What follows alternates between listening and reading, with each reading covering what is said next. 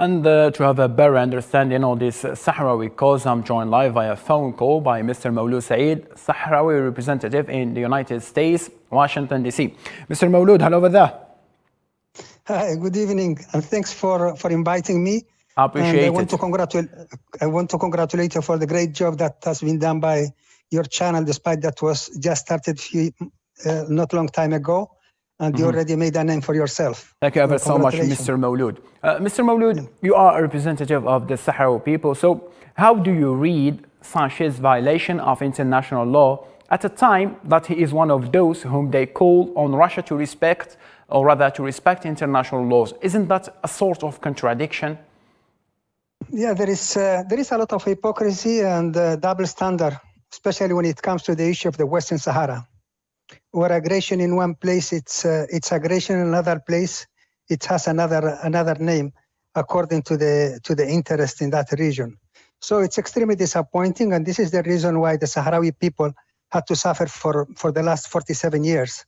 And by taking this policy of double standard, the only thing that we get, the result, is that the conflict still is there.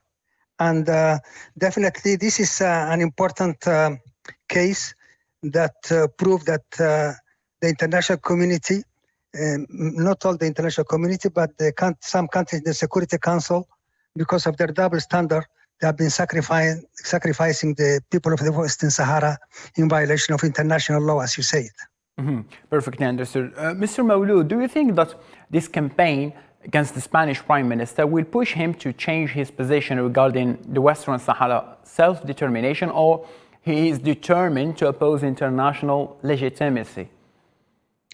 Anyway, unfortunately for Spain and for this Prime Minister, they are out of the game. There is no role that Spain can play in the search of a solution, unfortunately. They have aligned themselves to Morocco, and they become like a protectorate of Morocco. I mean, they have been doing whatever are the wishes of Morocco, not just on Western Sahara, but also on things that concern Spain itself. So we're not expecting anything from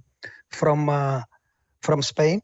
And I think there is an element which is very, very important, that the situation have changed since November 13, 2020. The resumption of the war and so on. The Sahrawi people have been, although we support the UN process and the international community efforts, but we are taking our fate in our own hands. So whatever Spain does, Spain right now, what they did is just to take themselves outside of the game. Perfectly understood. Mr. Mawlud, the world now is changing. We are living under new circumstances based on this war in Ukraine. So do you believe these circumstances will boost the Sahrawi cause or even make it worse?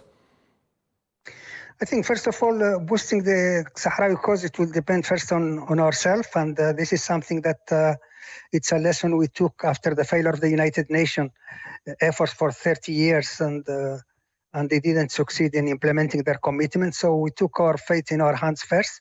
But it's an opportunity also for the international community and to the UN Security Council in particular, and the deciding countries in the Security Council that have been creating the problem.